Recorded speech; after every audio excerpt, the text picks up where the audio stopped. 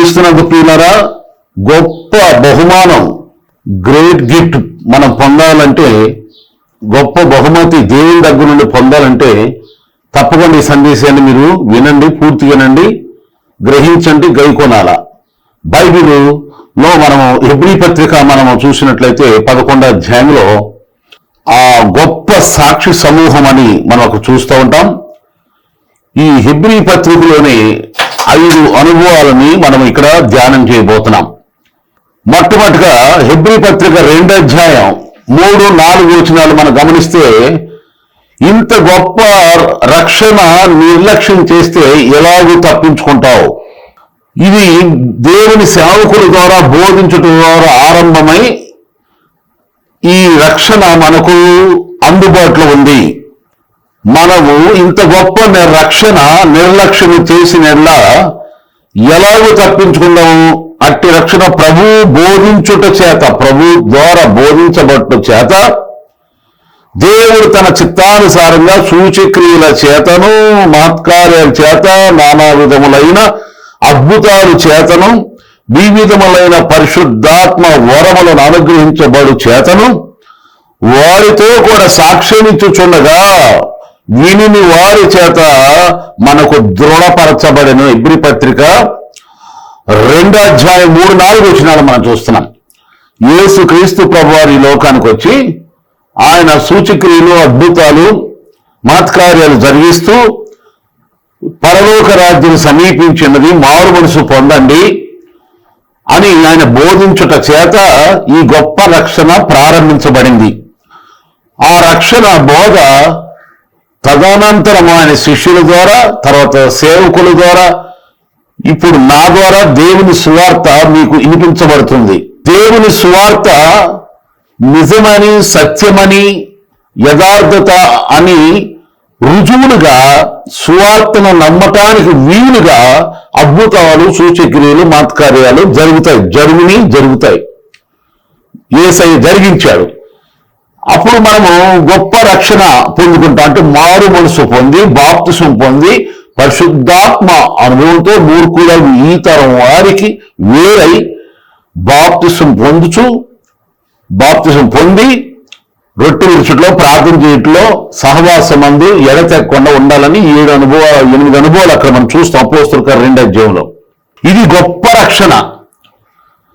ఈ గొప్ప రక్షణ మనం నిర్లక్ష్యం చేయకూడదు. బాప్తిసం, మారు మనసు పొందిన తర్వాత ప్రతి ఒక్కరు బాప్తిసం పొందాలి. నమ్మి బాప్తిసం పొందిన వాడు రక్షించబడతాడు. నమ్మని వారికి శిక్ష విధించబడిన మార్కు సువార్త 16వ అధ్యాయం 16వ వచనంలో మనం చూస్తాం. చూడండి, చాలా మంది యేసు ప్రభు ద్వారా మేలు పొందుతారు, స్వస్థత పొందుతారు, విడుదల పొందుతారు, ఆదరణ పొందుతారు, సమాధానం పొందుతారు, ఇంకా అనేకమైన మేలును పొందుకుంటారు.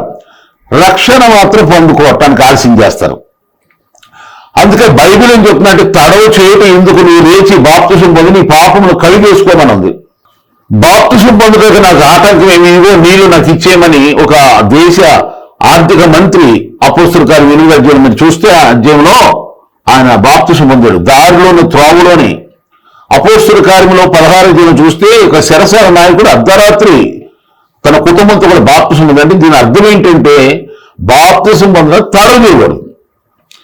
యేసు ప్రభువే నీ దేవుడు, యేసు ప్రభువే స్వస్థత ఇచ్చాడు, యేసు ప్రభువే సంతానం ఇచ్చాడు, యేసు ప్రభువారి సమాధానం ఇచ్చాడు, యేసు క్రీస్తు ప్రభువే పాప దోషములన్నింటినీ తొలగించువాడు, క్షమించువాడు అని నువ్వు నమ్మినప్పుడు బాప్తిసం గురించి ఎందుకు ఆలోచన చేయాలా? ఆయన తప్ప వేరే దేవుడు లేడు అని అనుకున్నప్పుడు బాప్తిసం పొందడానికి ఎట్టి పరిస్థితుల్లోనూ కూడా తడవు చేయకూడదు. ఎందుకంటే ఇది శ్రేష్టమైన గొప్ప రక్షణ. ఇది గొప్ప రక్షణ. గుర్తించండి, గ్రహించండి. చాలా మంది బాప్తిసాలు పొందిన కూడా వాళ్ళు పొందుకున్నటువంటి రక్షణ ఎంత గొప్పదో గ్రహించరు. మీ చేతిలో ఉన్నటువంటి వస్తువు విలువ అని మీకు తెలుసు, నీ విలువ నీకు తెలుసు. అలాగే నీ పొందుకున్న రక్షణ విలువ కూడా మీకు తెలియాలి. క్రైస్తవుడా, చాలా మంది రక్షణ విలువను గ్రహించరు. మనం రక్షించబడ్డాం. భయంకరమైనటువంటి పాపము నుండి, శాపము నుండి, నరకము నుండి తప్పించబడ్డాం. సైతాన సంబంధమైనటువంటి అపవాది తంత్రము నుండి, క్రియ నుండి, అపవాది మోసము నుండి తప్పించబడ్డాం, రక్షించబడ్డాం. యేసు క్రీస్తు సంరక్షణలోకి వచ్చేసే మనం. క్రీస్తు యేసునందున్న వారికి ఏ శిక్ష విధి లేదు. యేసునందు విశ్వాసం ఉంచాం. అందుకని పౌలు గారు అంటాడు, ప్రభు అయిన యేసునందు విశ్వాసం ఉంచు, అప్పుడు నీవును నీ ఇంటి వారును రక్షించబడతారు. రక్షణ, బాప్తిసం పొందే వెంటనే వాళ్ళు కూడా. ప్రియ దేవుని బిడ్డలారా, మీ అందరికి తెలియపరిచే ఏమనగా, రక్షించబడ్డావా? అది కూడా ఇది గొప్ప రక్షణ, గ్రేట్ సాల్వేషన్. Great salvation. ఈ గొప్ప రక్షణ పొందుకోకపోతే నీ బ్రతుకు ఎన్ని ఉన్నా దండగే. ఇది గొప్ప రక్షణ. ఎంత గొప్ప రక్షణ! యేసుక్రీస్తు వారి యొక్క అద్భుతాలు పొందుకుని, మేలు పొందుకుని, స్వస్థతలు పొందుకుని, ఇంకా కొంతమంది అయితే మందిరానికి వెళుతూ కూడా ఈ సంవత్సరం కదా, ఆ సంవత్సరం, ఈ నెల కదా అని వాయిదాలు వేస్తూ చాలా మంది తడవ చేస్తూ తమ జీవితాన్ని వృధాగా గడుపుతూ ఉంటారు. రక్షించబడు రక్షణ, రక్షణ ఉచితం, ఫ్రీ. నువ్వు బాప్తిసం పొందినందుకు వీలు వెల చెల్లించక్కర్లేదు. బాప్తిసం పొంది యేసయ్య అనుగ్రహించి ఉచితంగా దయచేసి రక్షణ మీరందరూ పొందుకోండి. చూడండి, ఈ గొప్ప రక్షణ పొందిన తర్వాత నీవు ఎలా ఉండాలి? బైబిల్ చెప్పే మాట అంటే ఎబ్రీ పత్రిక 12వ అధ్యాయం 1 నుండి మనం చూస్తే గొప్ప సాక్షిగా మనం ఉండాలి. 11వ అధ్యాయం అంతా మనం చూస్తే అందులో చాలా మంది భక్తులు ఉంటారు. వాళ్ళు మంచి మంచి సాక్ష్యాలు. గొప్ప సాక్షి అంటే అర్థం ఏంటంటే, ఎన్ని వ్యతిరేకతలున్నా, ఎన్ని ఆటంకాలున్నా, ఇలాంటి కష్టం ఉన్నా, బాధ ఉన్నా, కొరతలున్నా లెక్క చేయకుండా, బెదరకుండా, భయపడకుండా యేసుక్రీస్తు దేవుడని సాక్షిగా జీవించటమే. అగ్నిగుండం ఎదురైనా, సింహాల భూమిని ఎదురొచ్చినా, ఇంకా అనేక రకాలైనటువంటి సమస్యలు, శోధనకి ఎన్ని వచ్చినా నీవు సాక్ష్యంగా జీవించాలి. రక్షించబడ్డావు, కరెక్టే. యేసే దేవుడిని గొప్ప రక్షణ పొందుకున్నావు. ఎందుకంటే రక్షించబడ్డ నిన్ను ఎవరు శిక్షించలేరు. తెలుసుకోండి, నిన్నెవరు ఏది శిక్షించలేదు. సాతానుడు, అపవాది, మనుషులు, రాజ్యాలు, శాసనాలు ఏవి కూడా నేను శిక్షించలేవు. ఎందుకంటే నువ్వు రక్షించబడిన బిడ్డవి. యేసు రక్షణలో, క్రీస్తు సంరక్షణలో ఉన్నావు. తన యందు భయభక్తులు గల వారి చుట్టూ దూత కావలి నిన్ను రక్షించును. ప్రభువు నిన్ను రక్షిస్తాడు. కనుక భయం చెందకుండా యేసు క్రీస్తు వారి యొక్క సాక్షిగా నువ్వు అన్ని విషయాలు అందరిలోనూ ఎవరి మధ్యలో ఉన్నా సరే జీవవాక్యం పట్టుకున్న జ్యోతిలాగా ప్రకాశిస్తూ దేవుడు నీ ఎడ చేసిన మేలును, అంతేకాదు యేసు క్రీస్తు వారి యొక్క గొప్పతనాన్ని, ఆయన ప్రేమను అందరికి చాటి చెప్పాలి. ఆయనకంటే నాకు ఎవరు లేరు. ఆయనే నా ప్రభు, నా దేవుడు. బ్రతికితే ఆయన కోసమే, చస్తే ఆయన కొరకు అన్నట్టుగా తెగించాలి. దేవుని కొరకు నువ్వు తెగిస్తే దేవుడు అంతకంటే ఎక్కువ తెగించి నిన్ను దీవిస్తాడు, పైకి లేవనెత్తుతాడు, అద్భుతాలు చేస్తాడు. కనుక బైబిల్లో ఉగ్రపత్ర 11వ అధ్యాయంలో మనం చూస్తున్నట్లయితే బైబిల్ ఏం చెప్తుందంటే, వారు అగ్ని బలము చల్లార్చిరి, సింహాల నువ్వు ముయించిరి. దేవుడు ముయించాడు, దేవుడు చల్లార్చాడు. కానీ దేవుడు ఏమంటాడు, వీళ్ళ ద్వారా వీళ్ళే చేశారు అన్నట్టుగా పరిశుద్ధాత్మ దేవుడు ఉగ్రపత్రికలు రాడు. నీ ద్వారా సింహాల లాంటి మనుషులు నోరు మూయబడాలంటే, అలాగే భయంకరమైన అగ్ని వంటి శ్రమలు, శోధనలు, కష్టాలు నీకు ఎదురుపడ్డా వాటి ద్వారా నీకు ఏ హాని జరగకుండా ఉండాలంటే సాక్షిగా జీవించు. యేసుక్రీస్తు సాక్షిగా, దేవుని బిడ్డగా నువ్వు వెలుగొందటానికి సిగ్గుపడమక, భయపడమక. అది గొప్ప అవకాశం. నీ ద్వారా నువ్వు అలా సాక్షిగా ఉన్నప్పుడు దేవుడిని వెనువెంట ఉంటే అద్భుతాలు చేస్తాడు. నువ్వు మౌనంగా ముచ్చుగా ఉంటే, మాట్లాడకుండా ఉంటే దేవుడిని కార్యం చేస్తాడు. రక్షించబడ్డా ఎంతకరమైంది, బాప్తిసం పొంది ఎంతకరమైంది. ఒక కుటుంబాన్ని యేసు ప్రభువుకి నడిపించావా, ఒక్కరినన్నా యేసు ప్రభు రక్షణలోకి నడిపించారా? ప్రశ్నించుకోండి. సాక్ష్యం చెప్పావా? ఎవరికన్నా యేసు ప్రభు ప్రేమల గురించి చెప్తున్నావా? యేసు ప్రభు గొప్ప దేవుడు, మహాదేవుడు, ఆయన అని నువ్వు గ్రహించింది, ఆయనలో ఉన్న గొప్పతనం నీకెంత తెలుసు అదే చెప్పు. దీనికోసం ఏదో బైబిల్ ట్రైనింగ్ అక్కర్లేదు, ఏదో ఇంకా తెలివి అవసరం, చదువు అవసరం, ఏం అక్కర్లా. నువ్వు పొందిన రక్షణ గురించి ధైర్యంగా ప్రకటించు, చెప్పు. అదే గొప్ప సాక్షిగా. ఇక మనము మరి ఎబ్రీ పత్రిక 11:24 చూస్తే గొప్ప నింద భరించాలి. చూడు, మనకు యేసుక్రీస్తు గొప్ప రక్షణ పొందుకున్నాం. యేసుక్రీస్తు కొరకు ఎన్ని ఆటంకాలు, గొప్ప సాక్షిగా మనం ఉన్నాం. మూడవదిగా మనకు వచ్చేది ఏంటంటే గొప్ప నిందలు వస్తాయి. నిందలంటే ఎలాంటి నిందలంటే భరించలేని నిందలు వస్తాయి, ఎంతో బాధాకరమైన నిందలు వస్తాయి, ఎన్నో అవమానకరమైన మాటలు వస్తాయి, అబద్ధముగా చెడ్డ మాటలలో మన మీద పలుకుతారు. అపవాది మనల్ని ఏం చేయలేక అనేక మంది మనుషుల చేత మనల్ని అపార్థకరమైన మాటల చేత, నొప్పించే మాటల చేత, అవమానకరంగా, అపహాస్యకరంగా, హేళనగా, దూషణగా మనల్ని మాట్లాడి ఆ మనుషుల ద్వారా మనల్ని ఎంతో అవమానపరిచి సిగ్గుపరచాలనుకుంటాడు అపవాది. మనల్ని అవమానపరిచేది సైతనుడే అపవాది. మనుషుల్లో దూరి మనుషుల్ని ఆ విధంగా రక్షపడతాడు. కనుక ఆ నిందలో నీకు వందలవుతాయి, మందలవుతాయని గ్రహించి నిందలు పడటానికి భయపడమాక. గొప్ప నింద, మామూలు నిందలు కాదు, గొప్ప నిందలు వస్తాయి. ఆ అల్పకాల పాపభోగం మరి అనుభవించుటే అది క్రీస్తు విషయమైన ఎంత గొప్ప భాగ్యమని ఎంచుకుని అల్పకాల పాపభోగం అనుభవించుట కంటే దేవుని ప్రజలతో శ్రమలు అనుభవించుట మేలని యోచించి ఫరో కుమార్తె యొక్క కుమారుడని అనిపించుకొనుటకు ఒప్పుకొనలేదు. ఏలైనగా అతడు ప్రతిఫలముగా కలగబోవు బహుమానం మీద దృష్టి ఉంచెను అని హెబ్రీ పత్రిక 11:24 నుండి మనం చూస్తున్నాం. ఇక్కడ గమనించండి, నిందలకు నువ్వు జలమాక, నిందలకు బెదరమాక.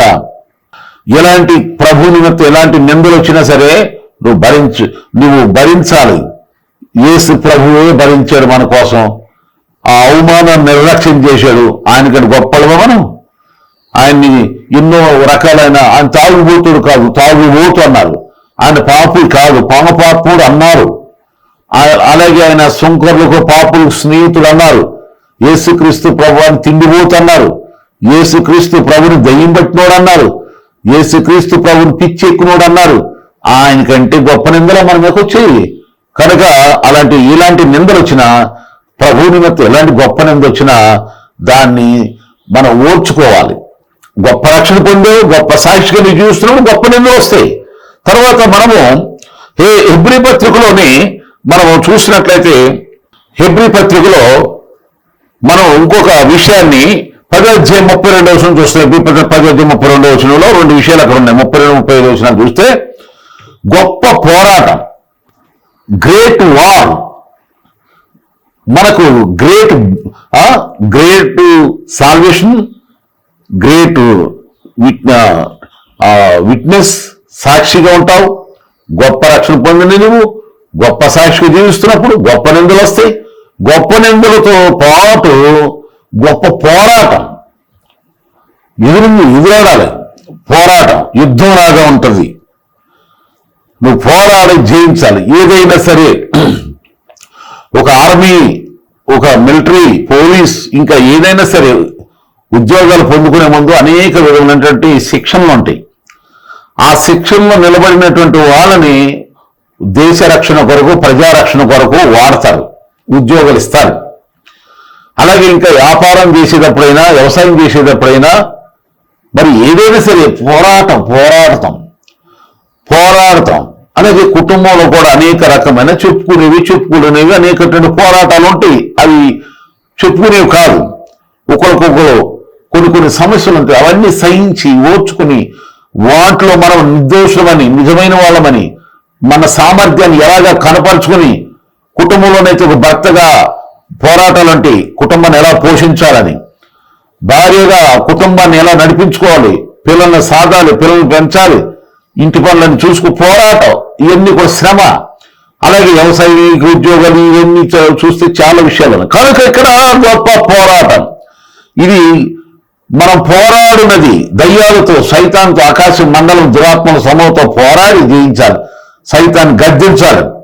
అలాగే అందుకని అపోస్తలుడు పౌలు అంటాడు, గొప్ప పోరాటం, మంచి పోరాటాన్ని పోరాడాను, నాకు జీవకిరీటం ఉంది అంటాడు.